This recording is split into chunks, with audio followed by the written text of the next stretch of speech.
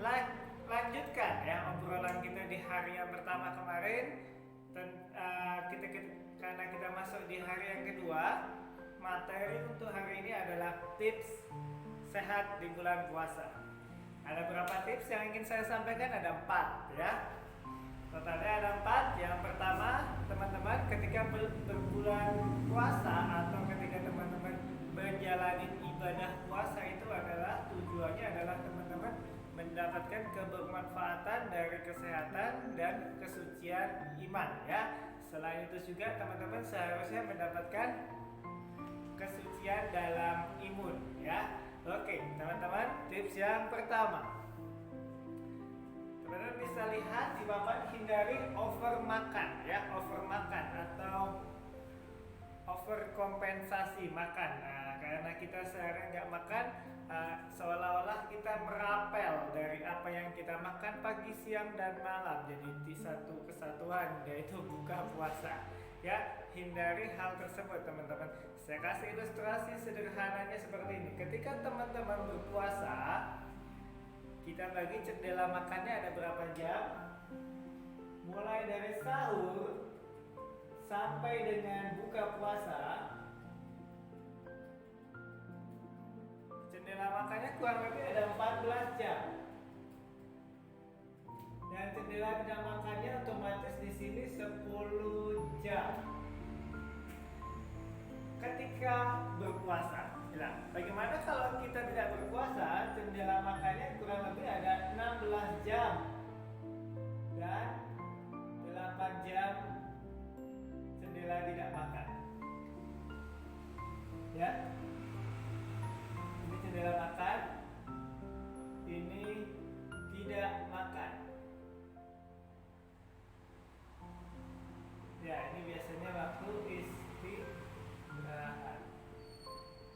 Ya, ini adalah kebermanfaatan dari puasa. Jadi teman-teman, ketika teman-teman melakukan puasa di bulan Ramadan ini, artinya teman-teman bisa melakukan jendela makan kurang lebih 14 jam. Ya, itu suatu keuntungan bagi teman-teman, baik secara kesehatan maupun teman-teman yang lagi menjalani program untuk turun berat badan. Ya.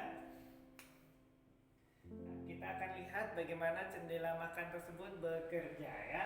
Yang pertama adalah teman-teman, ketika teman-teman biasanya mengkonsumsi 2000 kalori per hari, misal ya, teman-teman mengkonsumsi 2000 kalori per hari hanya karena teman-teman melakukan puasa Ramadan, teman-teman mengkonsumsi 1000 kalori. Nah, penghematannya di sini di angka 1000 kalori. Ingat, materi kita di hari pertama, ketika kita menghemat 1000 kalori, selama 1 minggu kita akan mengalami penurunan 6 kilo. Dalam waktu sebulan kita akan turun berapa? 2-4 kilo. Ya, tergantung ya. Misalnya itu kalau hitung dengan matematikanya 2 kilo ya. Tapi rata-rata biasanya orang akan bisa turun di angka 4 kilo. Oke teman-teman, ini adalah keuntungan ketika teman-teman menjalani puasa di bulan Ramadan ya. Menjalani puasa di bulan Ramadan dengan cara yang betul. Jangan sampai terjadi seperti ini. Ini yang dikatakan overkompensasi atau makanan yang over ya. Karena apa? Biasanya pada waktu buka dia 1000 kalori, misal ya. Terus dia menambahkan makanan, cemilan dan lain-lain, dia di angka bisa sampai di 1500 kalori. Jadi totalnya berapa? Ada 2500 kalori ya. Kelihatannya puasa tapi jumlah makanan yang dimasukkan itu bisa sampai hampir 2 kali lipat, karena ini yang dikatakan over makan atau over kompensasi makan ya. Karena teman-teman karena teknis ini atau cara ini menyebabkan adanya kenaikan kalori ya. Kalori hariannya otomatis akan naik ya. Jadi ketika teman-teman berpuasa, nah ketika teman-teman kejadiannya seperti ini, artinya manfaat dari puasanya tidak bisa diambil secara maksimal karena masih mengalami overkompensasi makan dan over kalori ya. Over kalori, jadi jumlah kalori yang masuk di luar hari puasa lebih kecil dibanding yang masuk ketika bulan puasa. Ingat, perhatikan keadaan, perhatikan waktu berbuka. Waktu berbuka sangat memungkinkan teman-teman melakukan atau memakan apapun ya. Entah itu dari yang cola, entah itu yang dari es buah, ataupun apapun yang basisnya itu adalah glukosa atau di sini karbo ya, basisnya adalah gula. Hal itu perlu dihindari karena apa? Nilai dari kalori makanan atau minuman tersebut biasanya relatif tinggi ya. Nah, kita masuk di poin yang ketiga. Hindari over karbo ya. Kenapa hindari over karbo? Saya akan hapus dulu.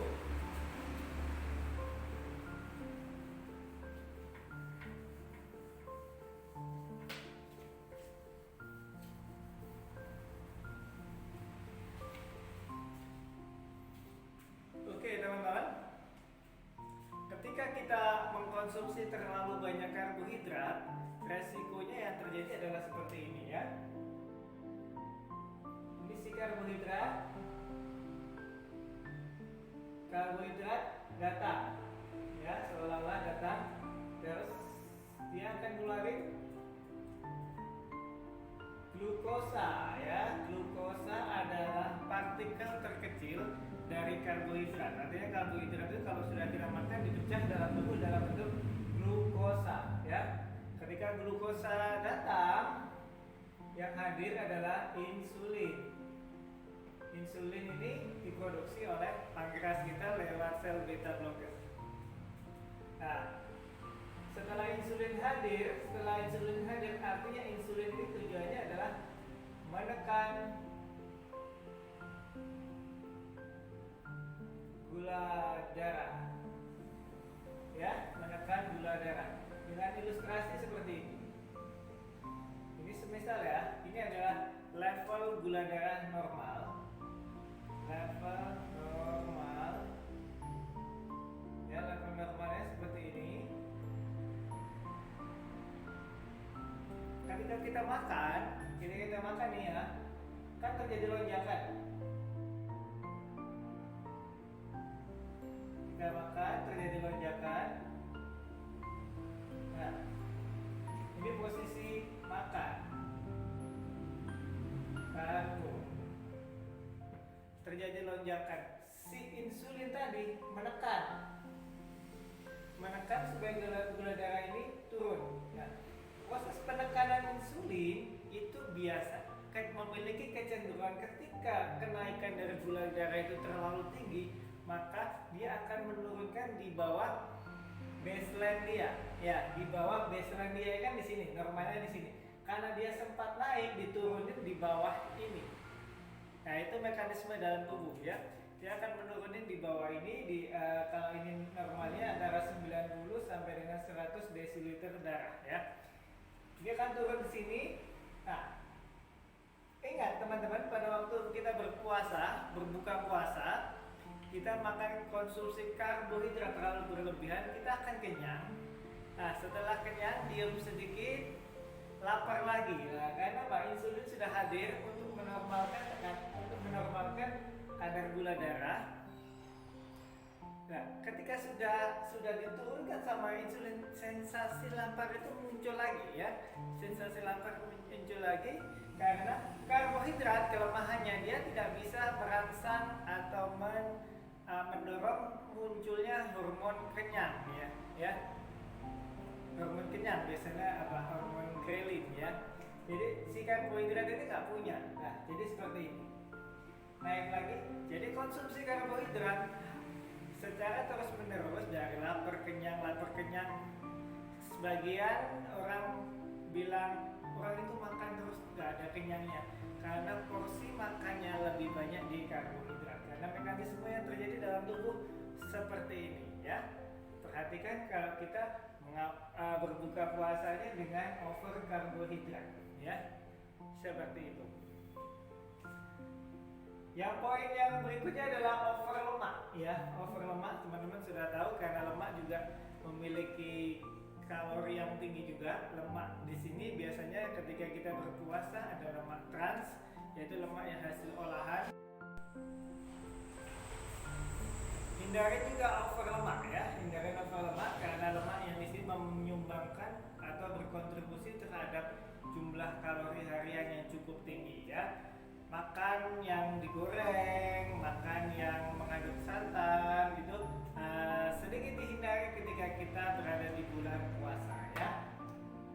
Karena kontribusi terhadap lemak terhadap tingkat kalori harian kita sangat tinggi ketika kita banyak mengkonsumsi lemak ya. Mengawali berbuka puasa urut-urutannya adalah seperti ini ya. Teman-teman bisa lihat. Yang pertama adalah teman-teman pastikan dulu penuhi rasa lapar teman-teman dari protein dulu ya. Protein, setelah protein baru di serat, lemak, dan terakhir karbohidrat ya. Urut-urutan menentukan respon ya, karena ini menentukan respon. Responnya bagaimana? Ketika teman-teman menghabiskan protein dulu, habis itu serat, kemungkinan teman-teman akan kenyang di awal dalam jangka panjang ya. Teman-teman akan merasakan kenyang di awal jangka panjang, sehingga karbohidratnya pun masuk tapi nggak begitu banyak, lemaknya pun masuk tapi nggak begitu banyak juga. Nah, ini adalah urut-urutan ketika teman-teman mengkonsumsi dari protein. Pada waktu berbuka puasa, idealnya teman-teman di rumah berbuka dulu sesuai dengan sunnahnya, makan kurma saya ganjil ya, 1 boleh, 3 boleh, 5 juga boleh ya, jangan kebanyakan nanti maghribnya habis ya. Setelah itu teman-teman konsumsi, namanya ini adalah alo. Alo bisa ditambahkan atau dicampurkan di air ya, boleh air dingin ataupun air biasa atau bahkan air hangat pun gak jadi masalah ya. Alo diminum sambil makan kurma ya, Salah satu fungsi dari alo ini di sini bisa untuk menenangkan lambung ya.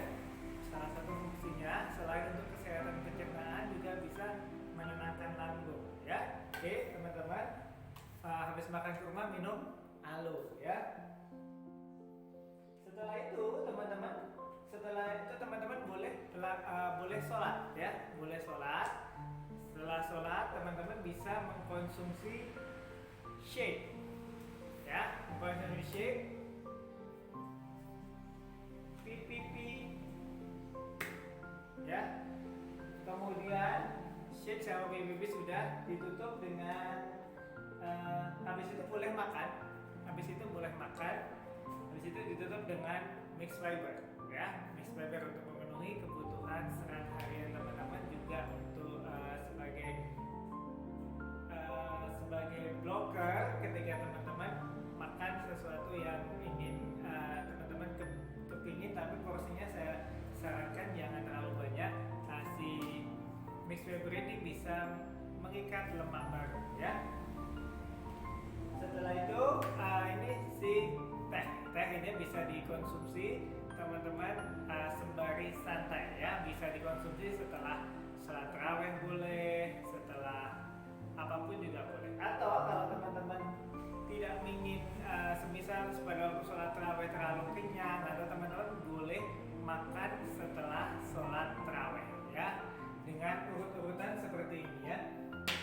Protein dulu, serat dulu, lemak dulu, baru terakhir karbohidrat ya teman-teman. Atau teman-teman pada waktu berbuka puasa setelah minum alo, setelah makan kurma dan minum alo, teman-teman sholat, teman-teman boleh makan besar.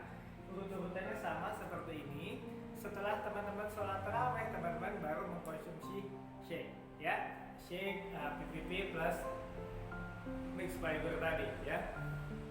Oke, ini adalah edukasi di hari yang kedua. Harapannya teman-teman pada waktu bulan puasa ini betul-betul mendapatkan manfaat dari puasa tersebut. Teman-teman dapat kebermanfaatan dari segi iman dan dari segi imun, ya. Oke, hindari over kompensasi atau terlalu banyak makan, hindari over karbo, hindari over dari kalori harian, dan hindari over lemak, ya. 4 hal tersebut ketika teman-teman bisa hindari, insya Allah puasa teman-teman selain mendapatkan keberkahan juga mendapatkan keimanan, ya. Oke teman-teman, sekian dari saya, sampai jumpa di hari yang ketiga.